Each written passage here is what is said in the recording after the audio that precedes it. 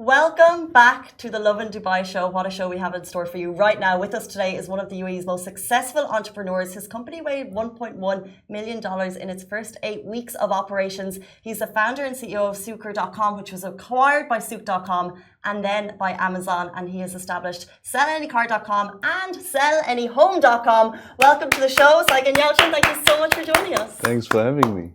So tell us a little bit about yourself and how this whole journey started. Okay, so where do I start? I started back in Germany. I was born and raised there. And then I studied there and in the US and Mexico. And I kind of said, okay, I should do something with my life. So I moved to Dubai just after graduating by the age of 24. I came here with a backpack. That's what I always been saying. I had literally nothing. And then I had an idea though. I sat in a restaurant with free Wi-Fi here in Barsha. And yeah, it took around 6 to 9 months until we raised the money, and we started the first and then later the largest fashion store online. And then, yeah, as you said, it became, now ultimately it became Amazon with the merger with Souq.com. How did that feel going from backpack, Barsha, connecting to an internet there, to being partner of a company with 3,000 people? What was that like for you personally? I don't really know how I felt like. It is something, usually people ask me, okay, so did you know that this is going to be successful? Did you know that you're going to be here for a decade? I didn't have time to think about all the future. I was just I was in the moment. So I had to really think about that day and the task I had to finish. And that kind of flew. I mean, people who move to Dubai, they might confirm this. Usually the first 6 months are the most difficult to kind of get to know people, to get your social. And the people who survive the first 6 months, I mean, survive in terms of they don't want to leave, they have another milestone, that's the 2-year milestone. And if you can't, then you're here. So basically what I'm saying is, Dubai is a land of opportunity. So you can really build your legacy here. You can come here and just do tourism and have fun, but then you'll be flushed out. I think this is a city where people really want to achieve something and be a go-getter and actually achieve their vision. If you just come here to have fun, I think that's just the city's gonna rotate you out. 100%. And also, have you seen the movie Bezos? What movie? The movie Bezos? No, I haven't. So it's about just like how Amazon started and like the story of Jeff, like just from the inception of the idea to creating it. So do you feel like you somewhere relate to Amazon as Jeff Bezos and like the creation there? Look, I don't like to compare myself. He is on a whole different level, but I think what I like about him and learned from him is the customer obsession. I think it's very important to focus on your customer. I think like within the team, kind of everybody ultimately reports to me, but then I report to the customer. So I don't kind of say like I'm the boss. The customer usually is the one who decides if we're successful. I think that's what I've learned from him. Also, his day one mentality I like a lot. By the way, we're turning 10 years on Friday. SellAnyCar.com. Yeah. Congrats. So we're celebrating our 10-year anniversary. And till today, I still say we are a startup. I say we don't lose the flexibility, the mentality a startup has, because that is really what Jeff Bezos would say, the day one mentality. And it's very important. Speaking of that kind of means like an all-in 24/7 mentality, because that's what startup is about. Where do you sit on the work-life balance conversation? Look, don't take me as a good example there. I literally have this all-in mentality and a no-limit mentality, so I am all in on my work. I actually, literally this year, I slept almost 3 months in the office without kind of going back home. And it is something which, I don't know, I wouldn't say you should copy me, but I'm obsessed with business and all I do is business. I work, literally I'm available 24/7. I haven't taken a day off in a decade. And if I would take a day off, I think I would feel like that's work. Okay, I mean, like when the drive and passion is that strong, of course, like you just want to give it your all completely. So I don't think the 4-day work week is for you. What's that? 4-day work week, like right now we're at a 5-day work week. Sharjah shifted to a 4-day work week. That's where the world wants to shift. Nationally. Oh yeah, I mean, look, whatever floats your boat. I don't think that would be something for me or for my team.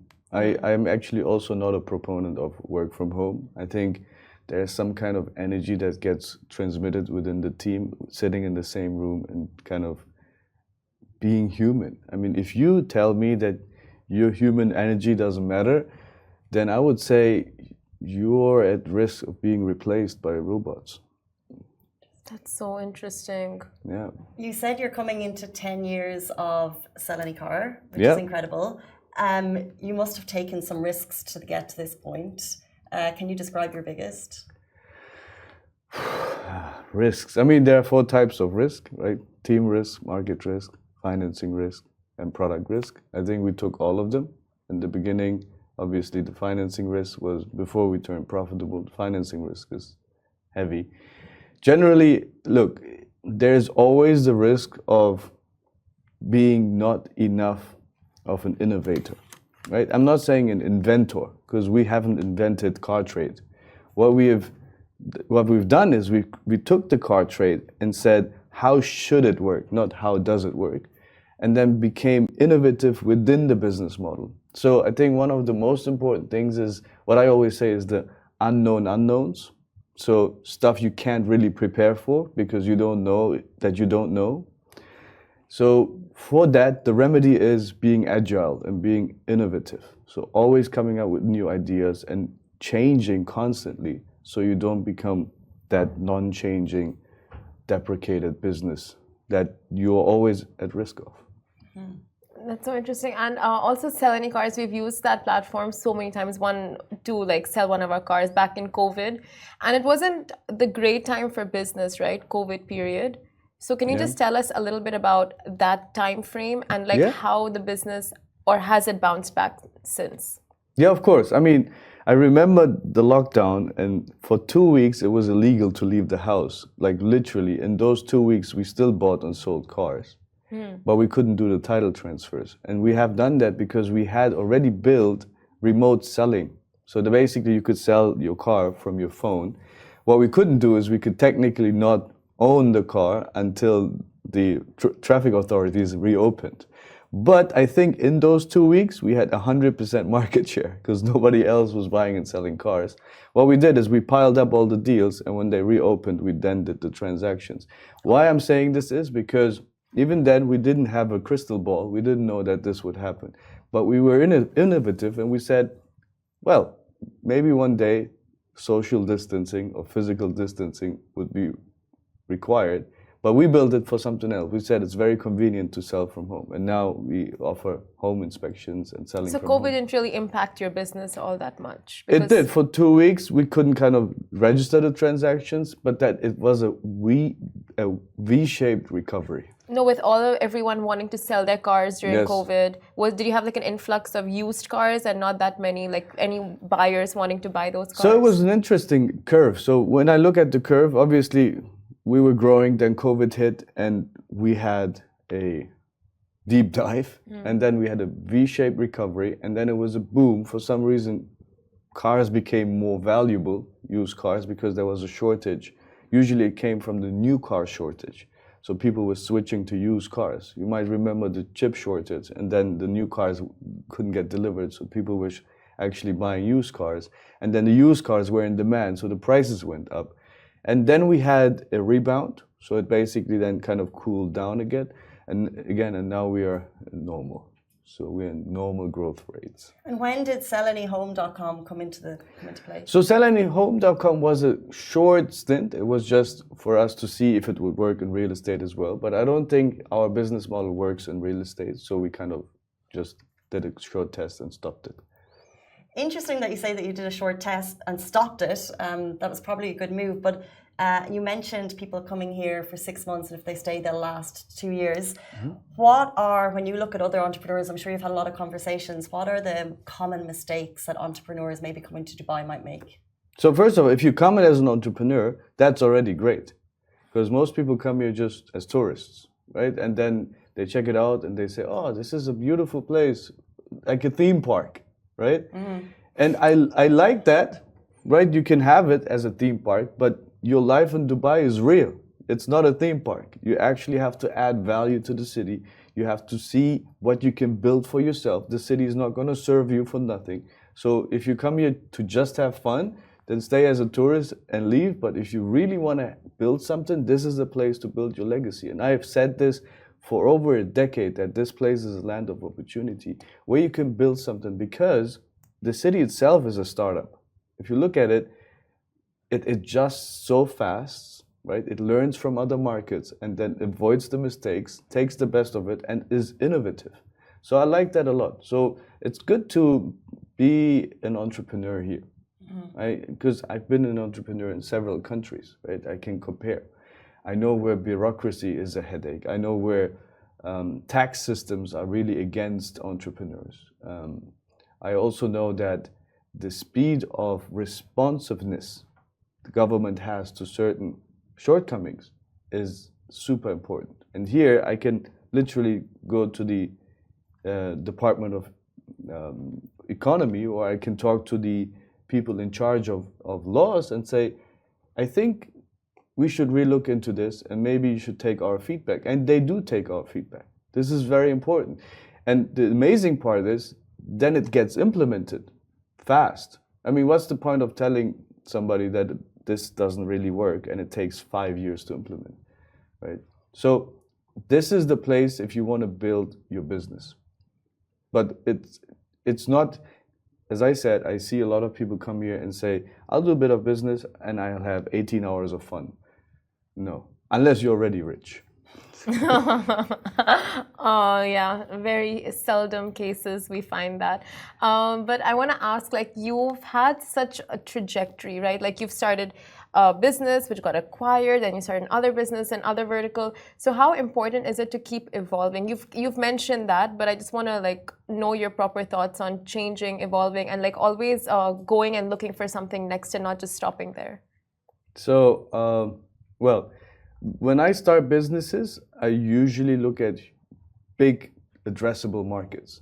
So, and big problems in markets. Because as a small secret to everybody here, a business solves a problem. And if it doesn't solve a problem in the market, it dies. So look at big problems, big pain points in the market. So when I came here, it was e-commerce, fashion online, kind of people told me, I'm talking 2009, right? People will never buy clothes online. I said, well, they will. No, there's a sizing issue. Today it's normal, right? If you think about it. But how many times did I hear, no way, this is a place with malls. People only go to malls, they will never buy online. Well, not true. Same thing with cars. When I tried to sell my car 10 years ago, it was a headache, right? It was risky, it took 2 months, you never got a fair price. And I said, no, you should build a company that promises to buy any car in 30 minutes. So Sell Any Car was born. And so this is how I look at building businesses. I'm not jumping from one business to another. If you look at it, I actually started with e-commerce in fashion as a vertical, but then it became multi-vertical, horizontal business. And then we moved into automotive. And within automotive, we stay innovative. I don't know what's the next. I mean, yeah, give us some business ideas. Yeah, we'll take some notes here. I do invest in other entrepreneurs. I don't necessarily start every week another business. I invest into other entrepreneurs. And that's one of the great things, right? To see others grow. I call this the social lift, right? Because I had a social lift. I had people believing in me. I had mentors. I had business angels who took me out of university pretty much and said, you have nothing, but you have the fire in your eyes and you have, the willingness to achieve something. And that's what I can give back now. I think this is an amazing thing to do. Finding people who believe in you is just a full game changer. Yeah, but they do once you believe in yourself. Look, it's one of the most cliche sentences, like believe in yourself. Well, it's true, right? It's one of the things that you need to do, but it's not the only thing. Like mindset does not make you successful. Mindset is just the first step. And then you have 6 other steps I call, which is the craft of business, which you have to learn. Unfortunately, business is a craft and it's not just a dream and a mindset, right? That's true. Very quickly before you leave us, you've mentioned legacy once or twice. You've mentioned you don't know what's next. And you're also investing in other entrepreneurs. What kind of vision do you hope to be as your legacy? What would be your legacy, do you think? My legacy has nothing to do with business. It has. I don't know if you know my story, but I have a sister that has an incurable disease since I was 8 years old, and I want to cure her. That's my legacy. Wow. That's what I'm working on. Amazing. Yeah. Do you mean you're investing money into the research? Yeah. Research behind it. Yeah. Amazing. And before we end the show, you've written a book as well, right? Yes. Tell us about that. Yeah, I wrote a book. It came out over a year ago now. It's called, it's in 2 languages, in German and in English. It's called My Children Will Be Born Rich. And it sounds very provocative. It actually means how to win in capitalism and morality. So I consider rich people not only the winners in capitalism, but also the winners in morality. So how do you raise children, once I have children, that don't only win in business, but also win in being a good human? Much needed. Much needed. Best of luck with your legacy and Thank you. All that's to come. And also, we're looking forward to the book of the 7 crafts of business. When that comes out, I look forward to reading it. Thank you so much for your time this morning. Truly insightful and an incredible, inspiring journey. Thank you so much. Thank you. Appreciate it. Thank you for having me. Guys, that is all we have time for in the Lovin Dubai show this morning. We're back with you tomorrow morning, same time, same place. Happy Onam. Goodbye from me. Goodbye from me.